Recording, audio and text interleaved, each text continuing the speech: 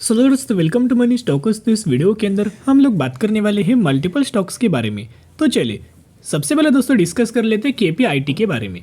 तो केपीआईटी का अगर आप ड्यूरिंग द मार्केट परफॉर्मेंस देखोगे तो थोड़ा बहुत नेगेटिविटी के अंदर हमें क्लोजिंग नजर आ रहा है, लेकिन जितना दोस्तों कंपनी नेगेटिविटी शो करेगा ना उतना निवेश करने का सही मौका बन सकता है। क्योंकि अगर आप इस कंपनी के अंदर देखोगे पहले से अगर आप ऑब्जर्व करोगे तो कंपनी ज़्यादातर नहीं गिरता, लेकिन थोड़ा सा भी कंपनी डिप्स मिलता है 3%, 4%, 5% का, वो खरीदारी करने का मौका होता है। करंटली अगर आप देखोगे तो 1527 रुपीज़ के आसपास हमें कहीं ना कहीं केपीआईटी ये कंपनी हमें ट्रेड कर रहा है। फंडामेंटली कंपनी स्ट्रांग है, आपको पता होगा, और बहुत अच्छा खासा कंपनी के द्वारा लगातार ये परफॉर्म कर रही है। इसी की वजह से केपीआईटी के द्वारा पिछले 1 सालों में 121% तक का रिटर्न शेयर होल्डर्स को दे चुका है। और जब भी कंपनी डिप्स के अंदर मिलता है निवेश करने का सही मौका बनता है। देखिएगा जितना भी कंपनी डिप्स के अंदर मिले ना, बाद में 101% कंपनी के अंदर हमें रिकवरी नजर आ रही है। तो चलिए केपीआईटी के अंदर एक बहुत अच्छा खासा खबर आया हुआ है, जिस खबर की वजह से कंपनी का बिजनेस बहुत अच्छा खासा बूस्ट हो सकता है।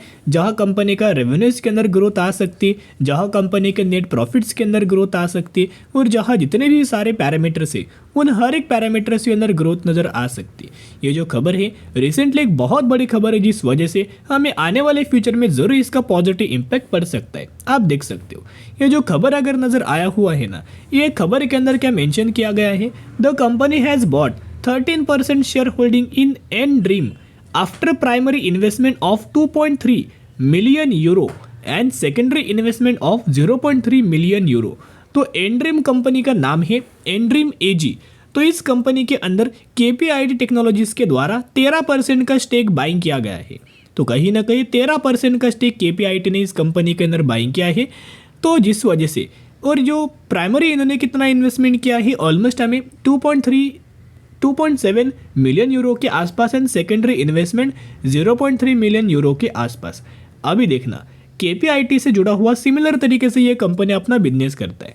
जैसे कि एनड्रीम एज कंपनी ये बिजनेस क्या करता है, is engaged is a cloud based game aggregation platform company based on Switzerland. The company has an option to raise the shareholding in N-Dream further. तो कहीं ना कहीं अगर आप देखोगे कंपनी को एक और हमें ऑप्शन है कि आने वाले सालों में अपने होल्डिंग ये और ज़्यादा एनड्रीम कंपनीज के अंदर हमें रेस कर सकती है। अभी दोस्तों बहुत सारे लोगों को मुझे कमेंट्स आ रहे हैं कि सर केपीआईटी जो कंपनी है ना वो तो आईटी सेक्टर से कंपनी बिलोंग करती है, सही बात है, लेकिन बाकी आईटी सेक्टर की कंपनीज के अंदर तेजी क्यों नहीं आ रही, बाकी आईटी सेक्टर के अंदर कंपनीज के अंदर रैली क्यों नहीं आ रही, सिर्फ केपीआईटी के अंदर रैली क्यों आ रही है।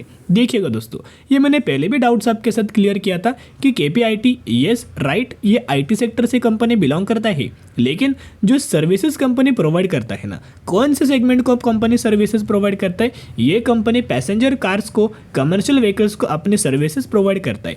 यानी कि जो आईटी सेक्टर की सर्विसेज है, जो आर्टिफिशियल इंटेलिजेंस के अंदर कंपनी काम करता है ना, वो सर्विसेज ये क्या करता है, ऑटोमोटिव सेगमेंट को प्रोवाइड करता है, ऑटोमोबाइल इंडस्ट्रीज को ये सर्विसेज प्रोवाइड करता है। तो कहीं ना कहीं आपको पता है कि ऑटोमोबाइल जो कंपनीज है वो कितना शानदार तरीके से ग्रो हो रहा है। आप सभी को पता होगा जो आर्टिफिशियल इंटेलिजेंस है धीरे धीरे करके कितना शानदार तरीके से ग्रो हो रहा है।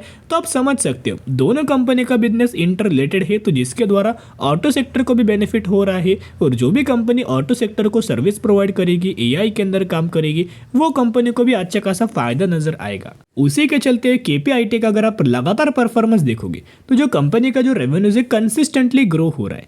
सितंबर 2022 में देख सकते हो, फिर 22 दिसंबर के अंदर 2023, मार्च में, जून 2023 और सितंबर 2023 कंसिस्टेंटली हमें रेवेन्यूज के अंदर ग्रोथ है। वही चीज़ कंपनी का अगर आप प्रॉफिट्स के ऊपर भी दोस्तों ध्यान दोगे तो प्रॉफिट्स के अंदर भी हमें ग्रोथ है, जहां कंसिस्टेंटली लगातार हमें अप ट्रेंडिंग मात्रा में प्रॉफिट्स लगातार दोस्तों बढ़ते हुए नजर आ रहा है। और अभी जो डेटा के बारे में हम लोग बात करने वाले हैं ना, ये डेटा मैंने पहले भी बहुत बार दोस्तों आपके साथ शेयर किया था। इनफैक्ट आज भी हम लोग ये डेटा के बारे में शेयर करेंगे ताकि आपके अंदर बहुत अच्छा खासा कॉन्फिडेंस हमें जनरेट हो, और वही कॉन्फिडेंस आपको आने वाले सालों में पेशेंस रख के होल्ड करने का एक पावर देता है, एक ताकत प्रोवाइड करता है, एक पोटेंशियल प्रोवाइड करता है, ताकि आप लंबे समय के अंदर कोई भी कंपनी को होल्ड कर पाओ। देखिएगा जब कंपनी के अंदर तेजी आता है ना तो हर एक लोग होल्ड करने की कोशिश करते हैं, लेकिन जब कंपनी कंसोलिडेट करता है, गिरावट के अंदर मिलता है, कंपनी गिरते हुए नजर आता है ना, तब हम लोग पेशेंस को के कंपनी के अंदर माल बेचने लगते। लेकिन यहाँ अगर आप डेटा देखोगे तो आपके अंदर बहुत अच्छा खासा कॉन्फिडेंस आएगा और कंपनी को लंबे समय के लिए आप होल्ड कर पाओगे।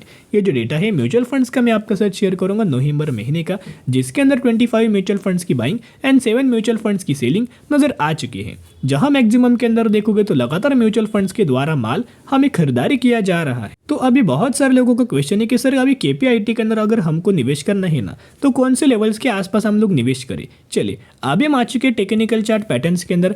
ये जो येलो लाइन आपको जो नजर आई है ना, ये है 50 डेज का मूविंग एवरेज, और ये जो ग्रे लाइन जो आपको नजर आ रही है ये है 200 डेज का मूविंग एवरेज। तो हमेशा एक ध्यान रखना, ये जो स्ट्रेटेजी है बहुत ज़्यादा इंपॉर्टेंट है, बहुत ही ज़्यादा इफेक्टिव वे में वर्क करता है, और इसका जो रेशो है ना ऑलमोस्ट हमें 70% के आसपास इसका एक्यूरेसी नज़र आ रहा है। तो ये बहुत अच्छा खासा हर एक कंपनी के अंदर, जो कंपनी फंडामेंटल कैटेगरी से बिलोंग करता है, फंडामेंटली स्ट्रॉन्ग है, उन कंपनीज के अंदर ये जो स्ट्रेटेजी है वो बहुत अच्छे खासे इफेक्टिव वे में वर्क करती है।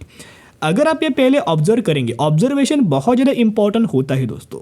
यहाँ अगर आप देखोगे तो जब भी कंपनी 50 डेज के मूविंग एवरेज के आसपास आएगा ना, ये सपोर्ट लेगा। आप बहुत बार ऑब्जर्व करना, जब मूविंग एवरेज के आसपास आएगा ये सपोर्ट लेगा, जब 50 दिन के मूविंग एवरेज के आसपास आएगा, येलो लाइन के आसपास आएगा, ये सपोर्ट लेगा। अभी यह हो क्या रहा है कि धीरे धीरे करके जो 50 डेज का मूविंग एवरेज है उसके अंदर अच्छी खासी धीरे धीरे आपको जंप आएगी।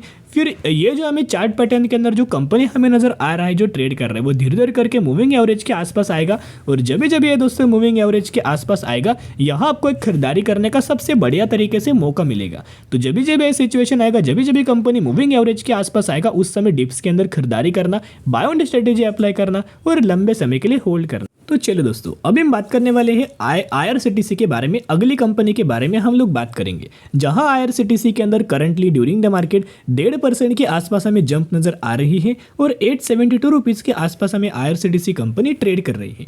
फंडामेंटली कंपनी बहुत ज़्यादा स्ट्रॉन्ग है, मोनोपोली कैटेगरी से बिलोंग करता है और एक डेट फ्री कैटेगरी कंपनी है। यस, एक भी करोड़ का कंपनी के ऊपर डेट नहीं है। अगर डेट भी होगा तो कैसा होगा, फॉर एग्जाम्पल कंपनी का 3000 करोड़ का रिजर्व है ना, तो उसमें से पकड़ सकते हो कि ये कंपनी का 150 करोड़ का बोरिंग है।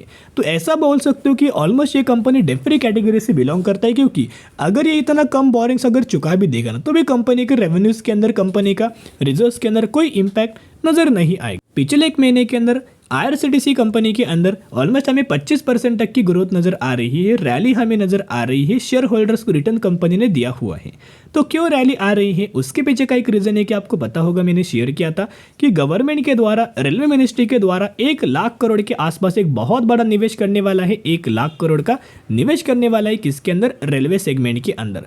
और ये कोई इंफ्रास्ट्रक्चर के अंदर निवेश नहीं करेंगे ये, बल्कि 7000 से लेके 8000 नए ट्रेन लाने वाले हैं। तो जिसके हिसाब से अगर आप दोस्तों सोचेंगे ना तो इसका सबसे ज़्यादा बेनिफिट हमें IRFC कंपनी को होगा। सही बात है, IRFC कंपनी को सबसे ज़्यादा हमें इसका बेनिफिट नज़र आएगा।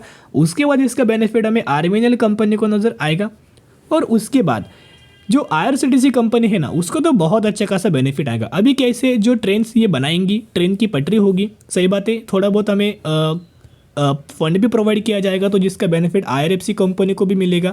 थोड़ा बहुत कंस्ट्रक्शन होगा, थोड़ा बहुत बिल्ड करेगा, उसका बेनिफिट RVNL कंपनी को नज़र आएगा। और जो पूरा कंपनी है ना, जो ये ट्रेन्स बना के जब रेडी हो जाएगा 7000 से 8000 अगले 4 से 5 सालों में, उस वक्त इंडिया के अंदर या फिर अभी भी इंडिया के अंदर कौन सी कंपनी ट्रेन्स को ऑपरेट करता है, एक ही कंपनी को वो हक है ऑपरेट करने का, जिसका नाम है IRCTC। तो कहीं ना कहीं कंपनी का बिजनेस तो ऐसे ही एक्सपांड होगा। ओके, कोई कंपनी को टेक्निक अप्लाई करने की ज़रूरत नहीं है, कोई कंपनी को स्ट्रगल करने की ज़रूरत नहीं है, डायरेक्टली कंपनी का बिजनेस एक्सपांड होगा, प्रॉफिट बढ़ेगा, रेवेन्यूज बढ़ेगा। तो आप समझ सकते हो कि आने वाले फ्यूचर में ग्रोथ नज़र आएगा। तो जिसके हिसाब से जो शेयर प्राइस है ना, ये 1250 रुपये के आसपास कंपनी ने अपना ऑल टाइम हाई रजिस्टर किया था, और करेंटली 870 रुपये के आसपास कंपनी ट्रेड कर रही है।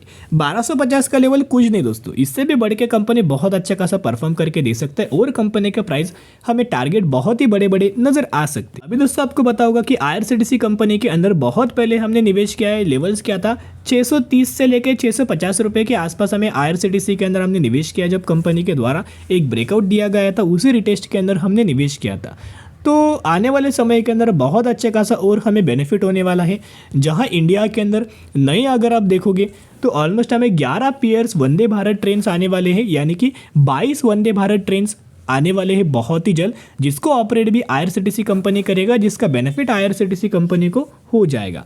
और यह एनालिस्ट के द्वारा, ब्रोकरेज फर्म के द्वारा ऐसा बोला गया है कि जितना कंपनी गिरावट के अंदर मिले ना, उतना आप बाय ऑन स्ट्रेटेजी अप्लाई करना, ताकि आपको आने वाले साल में बहुत अच्छा खासा बेनिफिट मिल सके। और उसके साथ साथ करंट बेसिस की पर अगर आप ऑब्जर्व करेंगे तो नई नई कंपनीज के साथ साथ हमें IRCTC क्या कर रहा है, पार्टनरशिप कर रहा है। जैसे कि आपको IRCTC के वेबसाइट्स के ऊपर अगर आप जाओगे तो वहाँ आपको होटल टिकटिंग्स का ऑप्शन मिल जाएगा, फ्लाइट बुकिंग्स का ऑप्शन मिल जाएगा, डिलीवरीज करने का ऑप्शन मिल जाएगा। तो कई सारे कंपनीज के साथ कोलैबोरेशन किया गया है। फॉर एग्जांपल जोमेटो के साथ साथ कोलैबोरेशन किया गया है।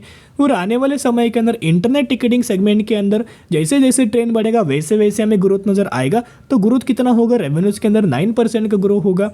फिर इनका ऐसा मानना है कि जो टूरिज्म सेगमेंट है उसके अंदर 63% की ग्रोथ आएगी रेवेन्यूज़ के अंदर। और जो कंपनी का जो ब्रांड है, यानी कि जो ड्रिंकिंग वाटर है, रेल नीर, उसके रेवेन्यूज़ के अंदर भी 4% की ग्रोथ आएगी। तो इन्हीं सभी चीज़ों को कवर करके सुमित बगाड़िया के द्वारा, यानी कि चॉइस ब्रोकिंग के द्वारा हमें टारगेट दिया गया है। इनका मानना है कि बहुत ही जल्द नियर टर्म के अंदर, देखिएगा नियर टर्म के अंदर ये कंपनी 950 तक का टारगेट लेवल्स अचीव कर सकती है। और ये भी दोस्तों न्यूज़ मैंने आपके साथ शेयर किया था कि जो कंपनी है ना, वो लगातार अपना जो कैटरिंग का सेगमेंट है वो लगातार दोस्तों एक्सपांड करने की कोशिश कर रही है। तो कहीं ना कहीं दोस्तों ये अगर एक्सपांड करेगा ना तो बहुत अच्छा खासा बिजनेस बढ़ेगा। साथ में दोस्तों स्टेटमेंट क्या दिया गया है, the company is signed MOU with various government and autonomous bodies including defence establishment such as border security force, Indian maritime university Kolkata and Cotton university Guwahati for catering services. तो कैटरिंग सर्विस लगातार company अपना expand कर रही, तो जिसका overall benefit company को लंबे समय के अंदर नजर आ सकता है।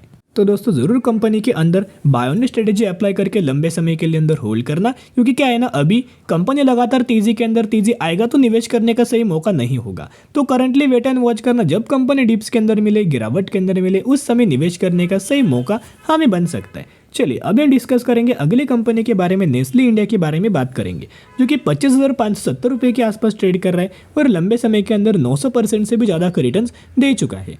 तो कहीं ना कहीं यहाँ अगर आप देखोगे कंपनी के अंदर, आपको पता होगा कि 1:10 रेशो का स्प्लिट का अनाउंसमेंट दिया गया था। इसका मतलब क्या है, आपको 1 के बदले 10 शेयर ये कंपनी देने वाली है। लेकिन तब कंपनी के द्वारा एक्स डेट मेंशन नहीं किया गया था, लेकिन करंटली कंपनी ने एक्स डेट मेंशन किया है। तो एक्स डेट क्या है, 5 जनवरी 2024, ये है कंपनी का एक्स डेट स्प्लिट का। तो अगर आप इस कंपनी के अंदर 4 जनवरी से पहले निवेश करेंगे तो ही आप एलिजिबल होंगे और तो ही आपको इस कंपनी के अंदर 1:10 रेशो का स्प्लिट का बेनिफिट मिल जाएगा। तो स्टडी करना, एनालिसिस करना, फिर निवेश करना। तो चलो दोस्तों आज के लिए इतना ही। अगर आपको वीडियो पसंद आए जरूर वीडियो को लाइक और चैनल को सब्सक्राइब कर सकते हो। फिर मिलेंगे, बाय।